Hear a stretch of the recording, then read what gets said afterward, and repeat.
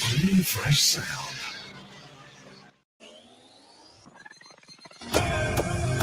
Rise and shine.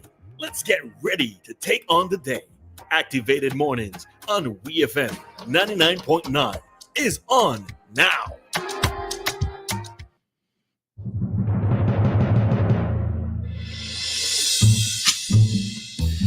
Good morning, St. Vincent and Grenadines. The time is now 7:43. We do apologize for the late start of Activated Mornings this morning, but good morning to everyone starting their day. Some of you may be already at work, maybe on your way to work, school, maybe you're just having breakfast, getting ready to begin your day this morning. Good morning to those in the diaspora, those always locked into 99.9, and good morning to our guest this morning, Shefflorn Ballantyne. You're listening to Ari Shaw, by the way, and once again, good morning, Mr. Ballantyne. Okay, Mr. Ballantyne, you have muted yourself. You have to unmute yourself there. Okay. Good morning, Mr. Ballantyne. Good morning. Good morning to you, Ari. Good morning, St. Vincent and the Grenadines. And how are you this morning, Mr. Ballantyne? I'm fine by God's grace. Thank God for preserving my life. And I'm grateful to be here with you this morning. So those of you who aren't familiar or was not tuned in yesterday we had an interview with an LGBTQ rights activist and lawyer, Joshua Badu. Joshua Badu came to discuss the ruling handed down by Justice Henry, who decided that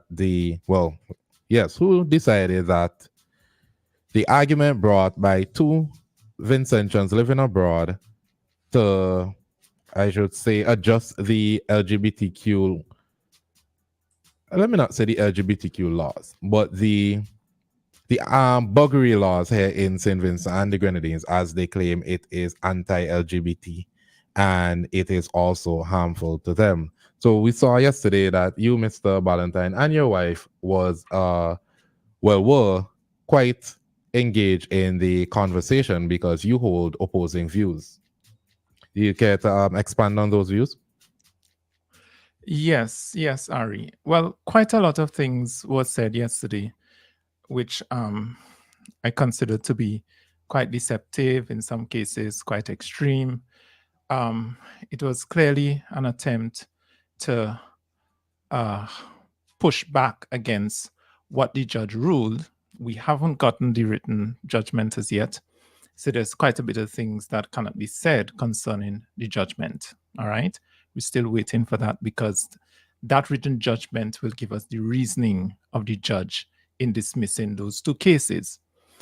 But one must understand that the anti-buggery laws deal with a particular act. If you look at these laws, the buggery law, as well as the other particular law there that deals with gross indecency, you will see that it does not address or criminalize a particular individual or group of individuals, but it deals with a particular action. And quite a bit of what Joshua was doing yesterday was to make people believe that the law is anti-LGBT people.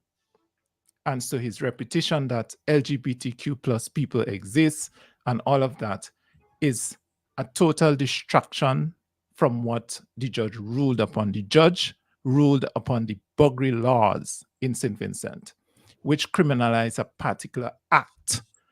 And Mr. Badu actually took the time to write a lengthy article in 2020 in the online newspapers, pointing out that this buggery law affects persons who are heterosexual also. So this concept, this idea that somehow LGBTQ plus people are criminalized is totally erroneous. And there are other extreme statements which Mr. Badu made, as if the judge in her ruling made St. Vincent a more dangerous place than it was before. The fact is, what the judge did was to uphold the status quo. She kept she ruled in favor of the law, dismissed those cases challenging the law. So she didn't make any the safety of for LGBT plus people in St. Vincent. She didn't put them in an unsafe position at all. Nothing in that ruling placed them at a disadvantage, greater disadvantage than what they were experiencing before, right? So extreme statements were made, statements that went against law, statement that shows a misunderstanding of what rights are, because no one has anything called the right to buggery. There's no such right that exists. One must understand that rights are human rights. Rights are what you are born with, and no one is born buggering. That's not something that qualifies to be even called a right. So those are just a few examples, but quite a bit of things he mentioned yesterday, and his arguments were totally arguments to pull sympathy from persons, to what I consider to be to deceive persons into thinking a certain way concerning the judgment, when the judgment in fact was one that justified the existence of the buggery laws. All right, but one thing he did mention, and we have to acknowledge it, that I would say St. Vincent and Grenadines, as most Caribbean territories, are learning to be more tolerant of persons who are different, namely members of the LGBTQ plus society. Now, while we may not agree or disagree with the lifestyle, and we must acknowledge that there has been some sort of violence or negativity towards that group in the past, given that St. Vincent and the Grenadines is a more religious country. Now, I think that yesterday in the interview, while it is that his wording was a bit extreme, because it did suggest that persons are just attacking people on the streets. That's not factual. But we have to admit there's a certain level of animosity towards persons in that group of people. And we saw it yesterday in the callers. We saw it yesterday on the live, where, well, as you know, people would say burn those things, fire on those things, and they're not supporting these things. And it did give a bit of strength to his argument that they are facing some sort of ridicule. Is it currently at the point of violence? I cannot say, because I have not seen it. I have not seen things like that happen for years. But there are some sort of negativity towards those sort of people, those type of people, or those persons with those beliefs towards their sexual orientation. So, what do you say in response to that? The animosity. There was something you said earlier in your question, right? As you were framing that question, you talked about religious, because we are a religious community and so on. And somehow I get the impression that you're saying from out of that comes hostility towards violence, right? Well, no, not violence. That's what I'm saying. I don't know of violent acts, at least not recently. Right. Maybe a couple of years before. But yesterday we saw on the live, there was hostility towards them. Well, hostility, that has to be qualified, because the fact of the matter is people express themselves based upon the values they hold, based upon what they hold dear, right? And what I saw yesterday was expressions of persons being upset, persons being a bit upset and angry based upon what they were hearing. That's what I saw. Persons, I can even go as far as to say persons expressing their hatred for the behavior that was being defended. You understand? And that is completely fine. Absolutely nothing is wrong with that. Concerning violence. Okay. Yeah, concerning violence. Let me deal with that. You see, violence towards LGBTQ plus people has absolutely nothing to do with the buggery laws. Absolutely nothing. That's a separate issue. The fact is, If a lesbian is raped, like you mentioned yesterday, if a lesbian is raped, there are existing laws that handle rape already. If a homosexual is beaten in the street, there are existing laws that deal with that, and they have access to justice. He talked about persons coming to him, and he had to go to the police station and so forth and bring, I assume he's bringing matters before the court. So everybody has access to the legal system and therefore have access to justice in this country, whether you be lesbian, homosexual, any form of sodomite you may be, you have access to the judicial system, right?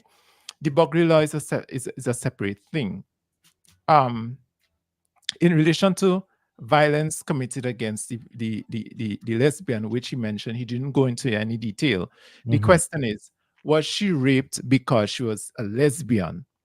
And even if she was raped because she was a lesbian, the fact is, the act of rape is criminalized in St. Vincent and Grenadines, regardless of whether you are a lesbian or a straight person, heterosexual, as we normally say. The fact is, rape exists, rape takes place, and if you had to look at the statistics, I'm sure you will find that the great majority of rape take place among heterosexuals or against women who are heterosexual. So, this whole issue is just, it has nothing. Let me also say this concerning the violence. Our laws outlaw violence.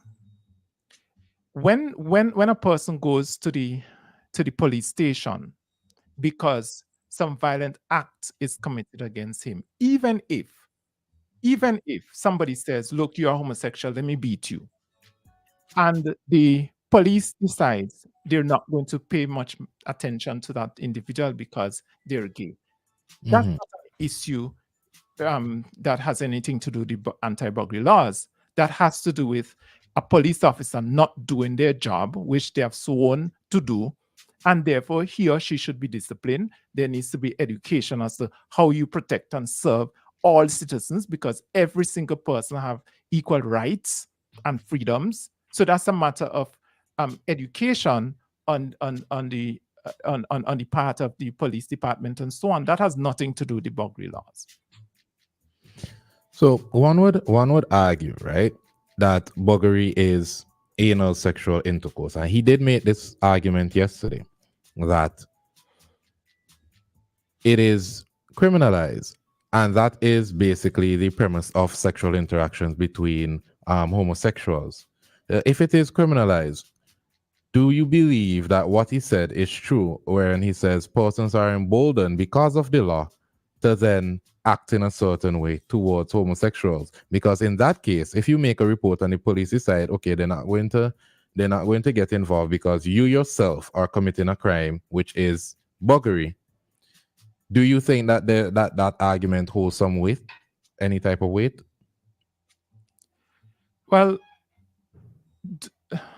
Vincentians understand that doing a criminal offense, whether it be destroying a person's property, murdering a person, doing violence to the person, that in itself is a criminal offense, right? The existence of an anti-buggery law on the books, the buggery law does not dictate to Vincentians to do violence against anyone, because the same argument can be made concerning the law against theft. When a person goes and steals, a whole community can come out and decide to beat him up. It doesn't make it and then you can always make the argument that, look, there's a law on the books that says you must not steal. That the existence of that law has caused the community to come out and commit violence against the thief. You can say the same thing concerning prostitution. There are laws on the books against prostitution. So when a person decides now to go and commit violence against a prostitute, do you say that the violence is as a result of the laws on the books? No. So there's no relationship there. A person who commits violence against another person because the person is homosexual, that person that person goes based upon some values he or she has in the mind. but the person is wrong to do it. So it's an issue now of educating that person as to how to relate to homosexuals. That's all there is. Okay, but So what do he you may not be say? thinking Okay, sorry, straight. continue. Yeah, he may not be thinking straight in his response to homosexuals. He may decide to use an anti-right, anti-freedom approach to a homosexual. Oh, that was a pun? Yeah. But that does not mean, that clearly does not mean that originated from his understanding that there's a law in the books against homosexuality. Where is the evidence of that?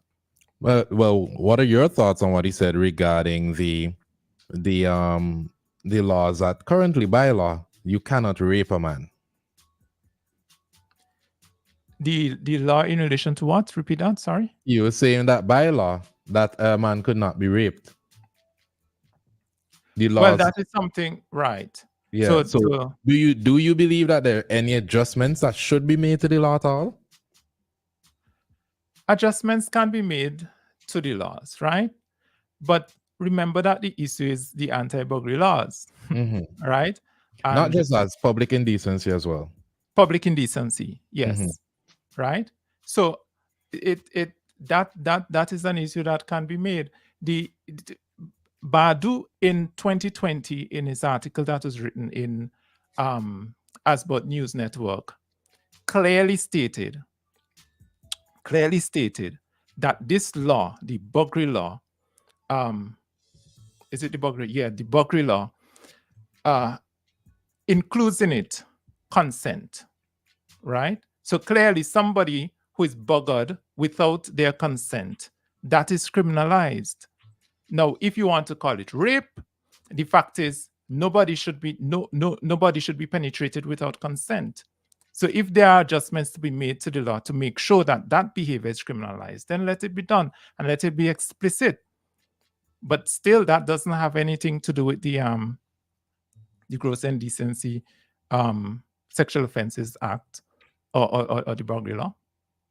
All right. Well, we have to take a break here, unfortunately, but we'll be back. The time here in St. Vincent and the Grenadines is 8 o'clock, and your time check was brought to you by New Haven Funeral Home.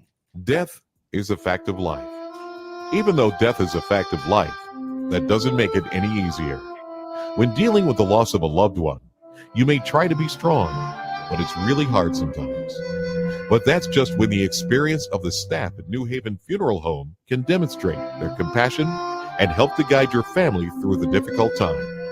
So in your time of loss, call the New Haven Funeral Home at 457-1830 or 458-1467 or email newhavenfuneralhome@gmail.com. New Haven Funeral Home, SVG's preferred funeral home.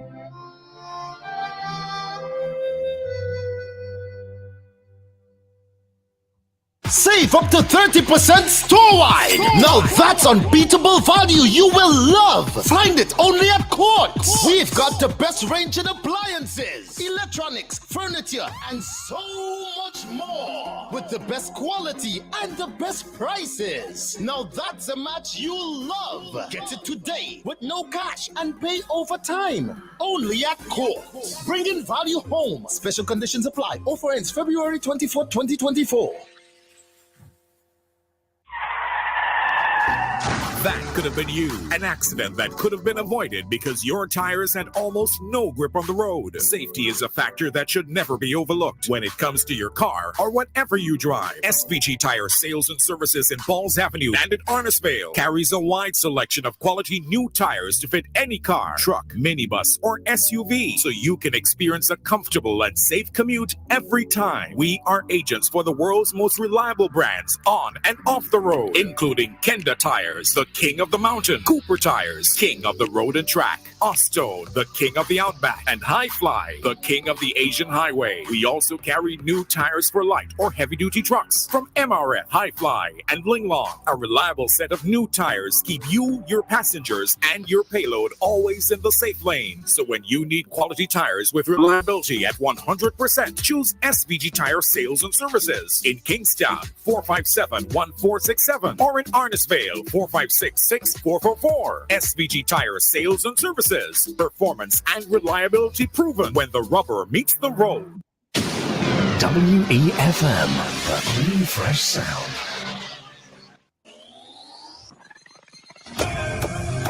Rise and shine.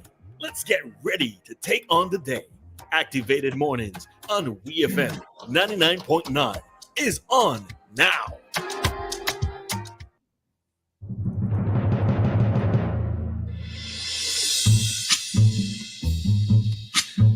Welcome back, St. Vincent and the Grenadines. The time is now 8:03. If you're just joining us, you're listening to Ari, and I have with me Shefflorn Ballantyne, and we're talking about the ruling that was just made by Justice Esco Henry regarding the anti-buggery and indecency laws here in St. Vincent and the Grenadines. Mr. Ballantyne, we were just having some interesting comments here on the live. Someone says that Anisha Bati said the buggery law is not an anti-LGBTQ law. It is also not a law that promotes violence against LGBTQ persons.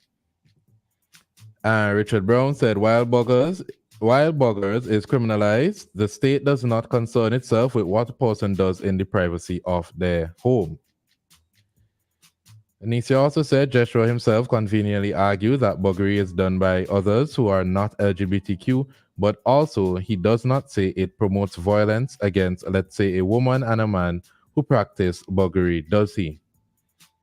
Correct. And Richard Brown said that a man can be raped, but the law does not specifically use the word rape. It is called buggery. And again, we have another comment here by Anisha Bati. She said, I did research a few years back accessing police statistics, and it was clear that there are very few cases of buggery brought before police over a 10-year period. Were cases of incidents of the act being done in public, and also complaints from men who themselves were caught in problems with other men with whom they had dealings. In practice, police do not enter private homes and arrest people for buggery. And we have this one that just came in. Violence committed against a human is a criminal act. That has already been established. However, violence committed against a person because of their sexual orientation is not clearly stipulated in the laws of SVG. Is that true? Isn't it necessary to specifically include them, specifically considering the hate and intolerancy towards them?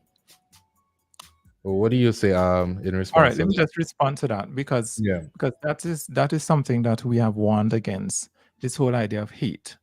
And I realized that it came up in yesterday's discussion as well. You see, hate is something that takes place in a person's mind. The government has nothing to do, the laws, the judiciary has nothing to do with hate in a person's mind. That's a domain that God alone judges. That's an issue for God alone to judge, whether or not somebody hates. If you take an example, let me give you a quick example. If a person decides, let's say you have a couple, and the husband decides, look, sorry about that. Look, I love my wife so much. You understand? We're terminally ill. I love my wife so much. So here's what I'm going to do. Because I have a concept that we will unite together again. Let me bludgeon her to death. Let me kill her today. And next week I will commit suicide. And he said, oh, that is love. You understand? What does this see? What does it address? It addresses the act of murder. That's what it addresses. You understand? Yeah. Well, if another individual does the same thing, but does it being motivated by extreme hate, because look, they hate the person is black or white, whatever the race may be, and they do that to the individual. The law doesn't, the law addresses the act of murder. Hate is something that is within the domain of God alone to judge. You understand? So when it comes to hate laws or hate crimes, that's an issue that should not even exist. It should be, because also in addition to that, what it seeks to do is to create a special group of people against whom you cannot say certain things, because that will be judged as hate, a hate crime, and therefore hate speech, and therefore hate crime, and so on. You understand? So the law looks at actions. Was the act of murder committed?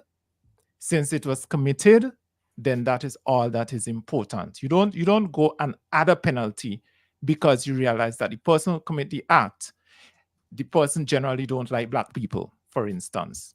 And so he murders a black person. And because the person generally don't like black people, you add an extra penalty for that hate that takes place in the mind.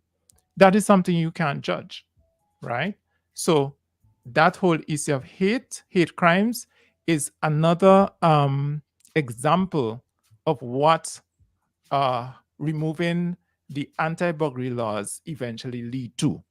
And we only have to look at countries like Canada, for instance, the United States, UK, in some cases in Germany, to see the effects of removing anti-burglary laws and cede into the demands of the LGBTQ plus grouping, what it actually leads to. Look at Canada, for instance.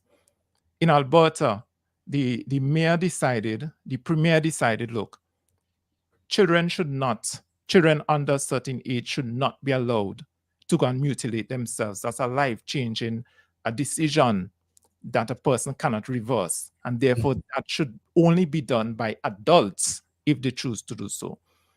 And the LGBT community decide that that is anti-transgender, transphobic, and all of that kind of it is hate coming from the premier. All these different characterizations they put to a good measure put in place for the protection of children. You see? All right. So, And that's a fair argument. No, unfortunately, we have under a minute left in the segment, so I don't know if there's anything you'd like to say in wrapping up the yes. interview. Yeah, let me just say this, right? When it comes to the burglary laws, we've always held at the Tuesday 7 Adventist Church that the burglary laws stand in the books as a symbol of the preservation of society from destructive moral decadence. Because when it is removed, there's a tide of immorality that will flood the land and destroy the nation, making it a failed state. And we see examples like that in Canada in particular.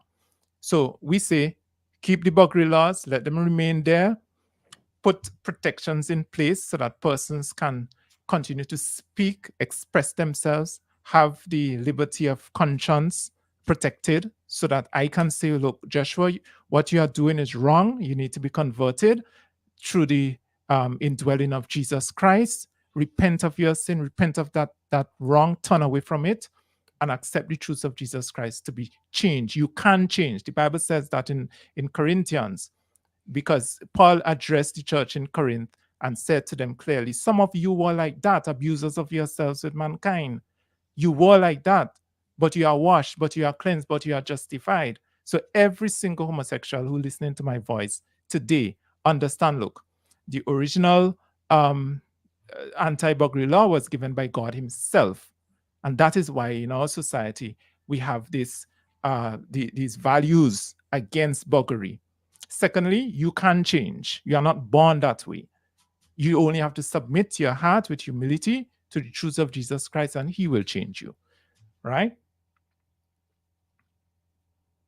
We seem to be getting okay. That was the end? Yes. Okay, all right. So thank you, so Mr. Ballantyne, for joining us this morning. It was quite informative, and we always enjoy having you here on Activated Mornings. So thank you. Thank you, sir.